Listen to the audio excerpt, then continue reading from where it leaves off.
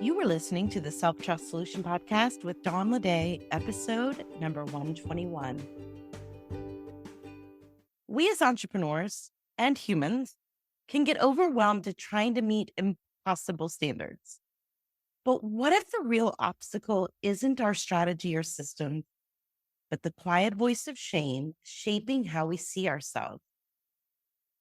In today's episode, I'm joined by Crystal, a shame-free parenting and relationship coach and host of the Parenting Coach podcast.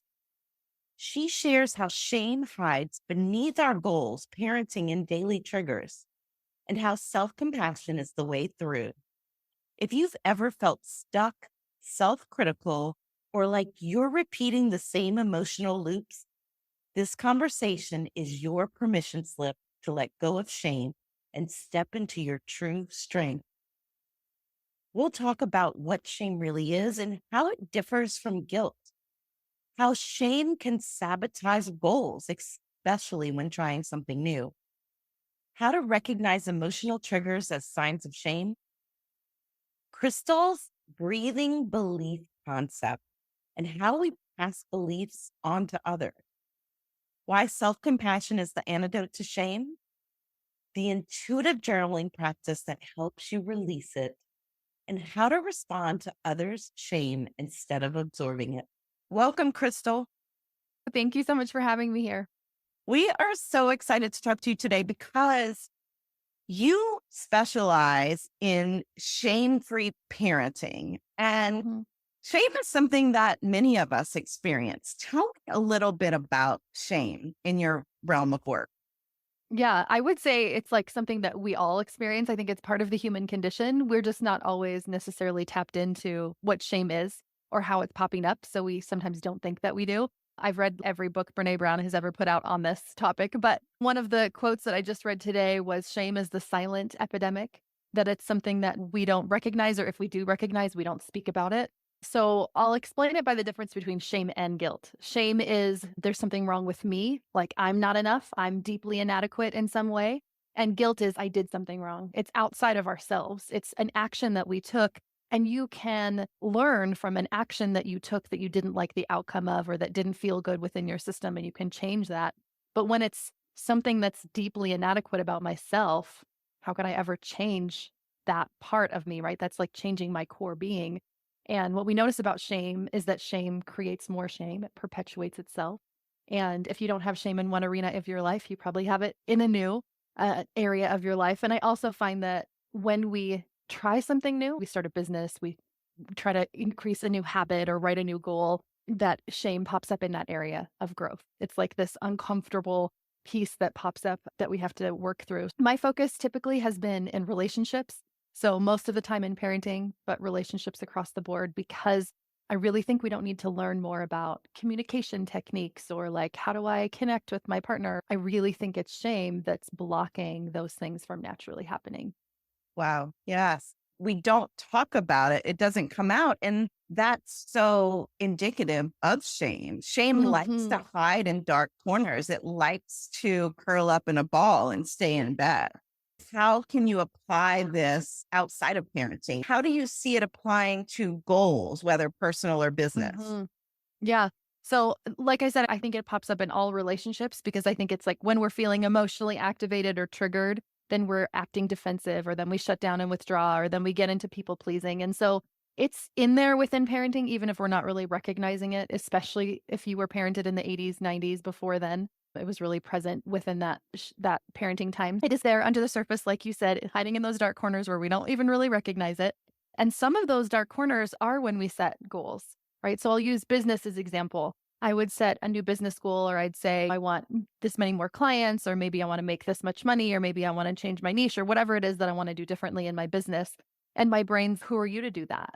And everybody's going to know you're a fraud, or you're not going to make this happen, or like you won't be able to get there, even though other people can. One of the lies that shame tells us is that we're like uniquely flawed in that area in a way that nobody else is. So I see it pop up in really any new path to growth, whether or not it's like a new goal that you want to set. Like, in the New Year's, people often set new goals and they're like, oh, I want to, walk every day, or I want to eat differently or whatever, our shame can pop into there as well. And I think what's interesting about shame is that shame creates more shame. So the more we listen to it, the more we let it hide in those dark corners, the more it fuels itself. And it really does block us from achieving whatever it is that we want. Um, and in ways that we don't even really recognize, because I often find that shame is more in the body. It's more of a feeling. It's more of a in our system that's deeper than our consciousness, right? Consciously, we might think that, of course, we're going to achieve that goal. But under the surface, we might have different beliefs. Our subconscious beliefs might not actually line up with our conscious belief. I find that this often happens, actually. They're usually the opposite. Consciously, I'm like, oh, I'm super effective this. Of course I can do this. And then unconsciously, I'm like, maybe I'm really not. Maybe I won't actually get there. I think that our subconscious actually drives the bus more than anything else. So I like to dig into what are those subconscious things happening under the surface that might be blocking me in ways that I'm not seeing. I remember this mom came to me and she would get frustrated every single night she was putting her kids to bed. And she was like, I can hold it together for a while, but eventually, once they've come out like 17 times, like it's over. Like I just totally lose my cool. And I've been doing this long enough that I knew there was something deeper going on than it's just frustrating that your kids get out of bed a lot of times. And it sounds like it's just frustrating, right? Everybody would look at that and be like, yeah, that's really hard. And I'm not saying that it's not hard, but that there's something underneath the surface. The way that I dig down with people is I ask, okay, what was really bothering you about that? When you went in that last time, right before you lost it, what was really bothering you? And she said something like, my kids should be listening. Like, why aren't they listening to me? And I was like, okay, what do you think the answer is to that? How would you answer that? And she said, maybe I'm doing something wrong. Like, maybe I'm not doing it right. And then deeper than that was like, not only am I not doing it right, I'm trying so hard to give my kids a completely different parenting experience than I was given, and they're not even appreciating it. And so underneath that, there was so much of this unfairness. It's almost like this deep inner child that's, wait a second, what about me? This isn't fair to me. And also, you guys should appreciate this more. And also, I don't know if I'll ever figure this out. And maybe this isn't working. Of course, she lost it on the surface because there's actually so much happening under the surface that she wasn't conscious of. And all we did in that moment was bring awareness to it. We went into kind of our body space, like where do we feel it and what does it feel like? We can even imagine it is a child that is feeling that way. And we listen to it and we comfort it and we bring it love and support and give it what it needs. And through that, we're able to absolve that feeling, move through that feeling. And so the next time that she went to put her kids to bed, she understood what was happening in her brain and wasn't as frequently triggered, wasn't as intensely triggered. And as we do this over and over again, we use these triggers as teachers instead of ignoring them or pretending that they're not there or moving on, avoiding them or whatever. We can use those triggers in our business. We can use those triggers in any relationship to actually not only teach us, but allow it to be a space where we come to know ourselves, come alongside ourselves, support and comfort ourselves. Because the antidote to shame is self-compassion. That's how we get there. That's the only way we can get there. So yes, shining a light on it is like the huge big first step, but there's more to that process. And sometimes we get stuck in, okay, let's just shine the light, but like also what do we need? What does little us need? And that's what I love to work on with people and with myself. I've noticed over time I'm also less intensely triggered, less frequently triggered. I used to be a big yeller. I never yell anymore. I don't even feel intense anger anymore. It's crazy how this work over time, looking back a year ago, 5 years ago, 10 years ago, how you're like, wow, I literally am a completely different person. I love that. I love that compassion is the antidote to shame. So true. Mhm. You have this concept called breathing belief. Mhm. Tell us how that applies, what that means, and what you would invite us to consider there. Yeah, so I think once we recognize our shame in parenting and relationships and business, wherever it is, and we start to work through that, we get to a space where we are less triggered, where we are feeling better about our parenting. One thing that I've noticed is that we really tap into our intuition. And by intuition, I mean our own answers that are inside of us. Without having to read books and listen to experts and get advice from other people, we actually have a wealth of knowledge inside us. And so we start tapping into that, and things are going pretty good. But we also can get beyond that. I look at my yelly self. I actually just randomly found an email from myself. I don't even know why I wrote myself an email in 2017 that was like, how am I ever going to get over my anger? I am just such an angry person. And I was reading this whole email and I was like, wow, I am not her anymore. And I also was like, I can't, I remember at that time thinking, I'm never going to change. It was like, felt like part of my personality. So fast forward through the years and I find this work and I change so deeply that I almost don't even recognize that person. But there's also further work to do. If you've deconstructed all this stuff, you can also construct something new. And so I love manifestation and I love intuition. Those are two things that I run my life, my traveling, my business, my parenting through all of the time. And I actually found this idea of breathing belief into my kids through doing it wrong, which is often how I find things, through doing it not the right way. And my son was in a kind of leadership thought type program, and he had to write down positive beliefs he wanted to have about himself and negative beliefs that he had right now that he didn't want to have anymore. So I'm like, we're just moving into a new house. I'm going through all his papers, moving everything into his room, and it was at the top of the paper, and I just glanced down and saw this like beliefs that I have about myself. And on that side was I'm lazy, I'm unproductive, and I don't get enough done. And in that moment, as I read that, I recognized my beliefs that I had for him, the things that I had nagged him most about, the things that I'd bothered him most about, the things that I'd made the biggest deal about over the years. And in that moment, I knew two things. I knew one, that those beliefs were not his years ago, that he didn't used to have them, and that those beliefs were mine, that those were beliefs that I actually breathed into him, not on purpose, but because I believed that about him and him being in my presence that whole time through this belief and me pointing out all of the things that he wasn't doing. I actually cried. I like just sat there in his room crying because I'm like, I can't believe that I did this for him. And I even sat down to him and told him that. And he said, "Well, it might have been your belief at one point, but I definitely believe it now." And those kinds of beliefs, those kinds of shame based beliefs just add more to it, right? If I think that I'm lazy and unproductive, then I don't reach goals. I don't set goals. I don't try to change it. I just feel bad about myself because underneath those beliefs is really, I'm not enough. There is something wrong with me. That is what shame is, inadequacy. So even though those were his conscious beliefs, underneath it was shame based beliefs for sure. So in that moment, I started journaling, and the way that I journal is I give myself a question and then I write out the answer and then I go deeper and I go deeper and I go deeper and I keep asking myself questions until I really get to the crux of what's happening. And in that moment, I realized that I had also breathed some really beautiful beliefs into him, that I had also breathed in beliefs like he is a loving, kind, friendly person, that he loves to be around people, that he's good with people, that he loves his siblings. There is definitely beliefs that I breathed that were amazing too. And so I took this idea and I started practicing manifestation in my parenting. I started writing down, what do I want to see? Because for me, manifestation is believing something into existence that I don't see any evidence of yet. And even in my kids. So even if I don't see any evidence that he's super productive yet, what can I believe about him? Can I believe that he works really hard when he has something he's passionate about? I immediately believed that one. I was like, yeah, that is true.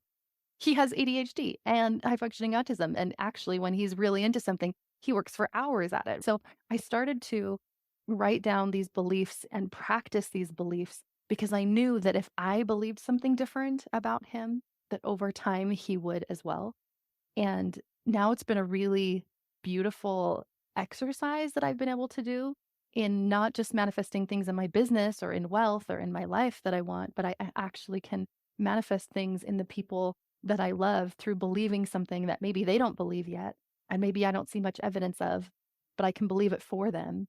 And that I think that's what we do in life coaching is that we get to believe something for our people that they don't see yet. And over time, our energy like leaks into them and over time they create that same belief for themselves. I love the concept of being able to do this in our parenting, not just in our business and life.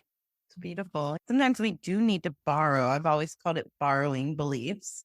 Sometimes we have to Mhm. borrow beliefs before we can create them ourselves as we work our way into believing them for ourselves, for others. And it sounds like you are a steward of that for your family, your son, yourself, and for Mhm. others in your coaching practice.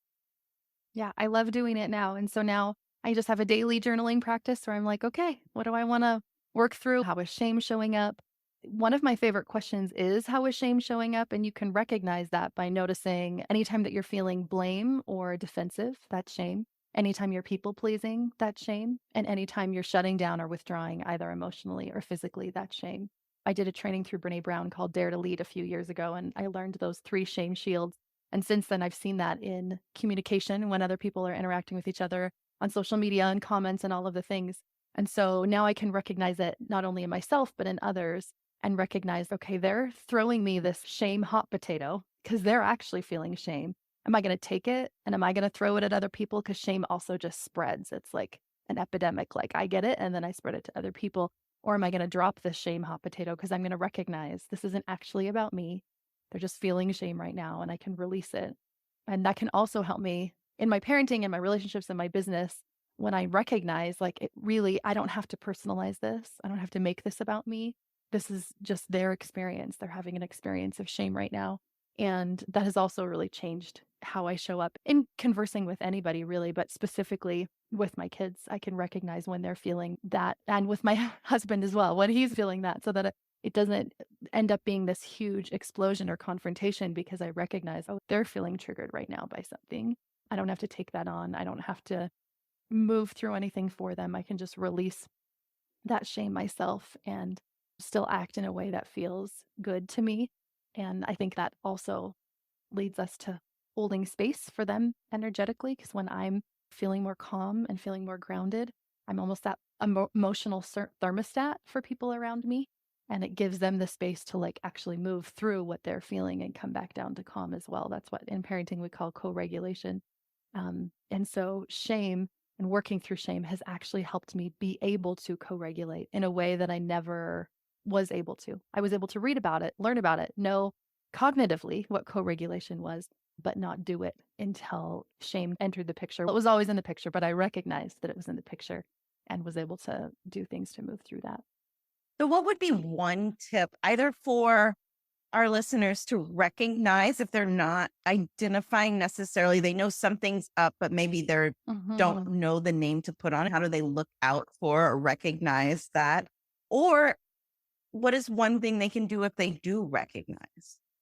Yeah, I'll give you I have an answer to both. So the one is gonna be an emotional activation. So most people call that a trigger.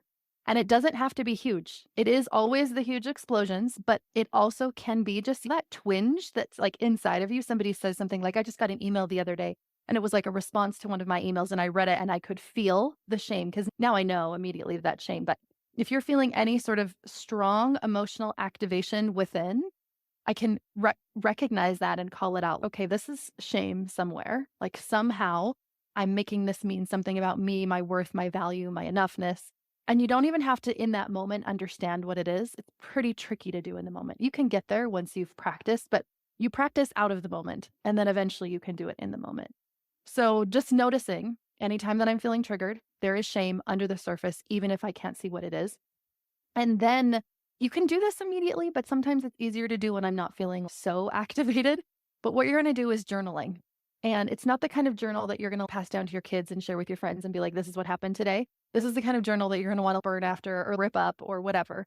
But it's actually a really beautiful way to dig into things. So, just like I did with that mom client I was talking about, we can say, what is really bothering me about this? Like those words that she just sent me on my email, what was really bothering me about that?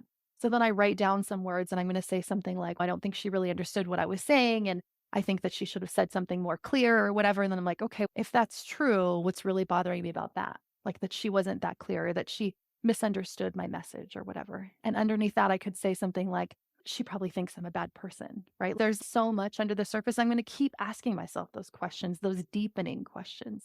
What is really bothering me about that? What am I making this mean about me? Because that's what the shame is. How am I somehow making this mean something about me?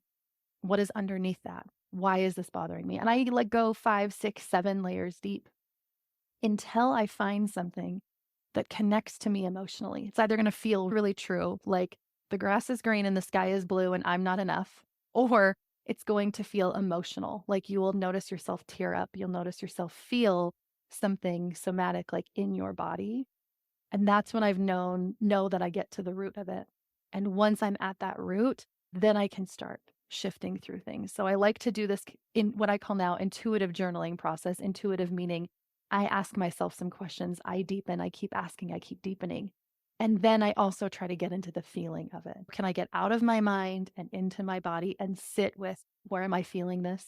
Maybe imagining it like a shape or an object or a metaphor, but I'm going to sit with the actual physical sensations happening in my body for a while, for as long as I need to. I can even ask that emotion, like, what message do you have for me? What do you want to tell me today? And I'm just going to sit there and commune with myself, with my feelings that are coming up. And that is the way to move through shame. Brene Brown calls it shame resiliency. Shame resiliency is my ability to feel shame and move through it and move ahead. And what I've learned about shame since I learned about shame resiliency is that it needs to be felt in the body and it needs to be heard and understood and listened to. And so, through a combination of listening to it through journaling work, like listening to the message and listening to the message in my body, I'm able to then release it, move through it, and over time, you'll notice many less triggers, but also you'll be able to notice the trigger in the moment and see the message in the moment almost instantaneously in a way that maybe you couldn't before. And it really opens you up to deeper connections, to a deeper connection with yourself, to feeling more authentically you in the world, to tapping into intuition, to creation, to all of the things you want. Yes. And you actually have for our audience, they can go and get these intuitive journaling prompts so that they can Mhm. start that unshaming process. Yeah, because I think sometimes it's tricky when we sit down and we're like, what do I journal about? And so it can be easy to have prompts that are like, okay, when's the last time that you did feel triggered and what was coming up for you and what was underneath that? So you can go and start your own journaling process. And I would just encourage you to have a daily practice of this. I think it's just as important as oral hygiene, right? We brush our teeth, we floss our teeth, we do preventative dental care so that we don't go to the dentist and have 17 cavities, but we don't do the same thing with our emotions, right? With our mental health.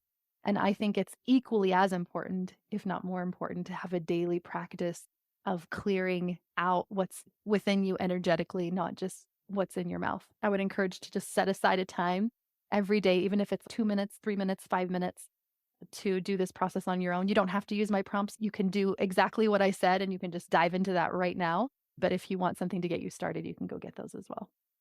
Amazing. We'll have that in the show notes. Crystal, thank you so much for joining us today. This is such an important topic, and I want to thank you for the work that you do. Thank you. Thanks for having me, Dawn. What will you take away from today's episode? Here are a few of my favorite highlights. Shame says something is wrong with me, while guilt says I did something wrong. Shame hides in the subconscious and often shows up when we're growing, when we're expanding. Triggers are invitations to look deeper, not signs of failure. Practicing self compassion and intuitive journaling can dissolve shame over time. You can breathe belief into others, including your kids, through your energy, words, and actions. I love this so much. Her concept of breathing belief. How would the world change if we all intentionally chose the beliefs we were breathing into ourselves and to others?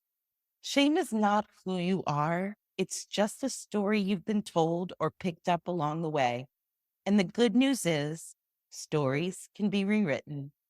Thank you so much to Crystal for sharing her wisdom and the powerful reminder that compassion, not criticism, is the key to real change. If you want to start your own unshaming process, grab Crystal's free intuitive journaling prompts using the link in the show notes. And if this episode spoke to you, I'd love for you to leave a review. It helps more listeners find the self trust solution and create lives built on self trust, not self doubt. If you've got questions or want to share your story, I'd love to hear from you. And don't forget, for a free 7-day reset that helps you reconnect with your inner voice, join the Self Trust Boost. Or if you're ready to build unshakable self trust, step into the Self Trust Lab, the place where strategy meets soul. The best way to get what you want is to grow your self trust. And the best way to grow your self trust is in going after what you want the right way. And the Self Trust Lab is here to help you do just that. With the proven 3E success method, you'll cultivate unshakable self trust while making what you want inevitable through practical tools, personalized methods, and master level coaching. Let's turn self-trust into your superpower and success into your everyday reality. Join us today at theselftrustcoach.com/the Self Trust Lab.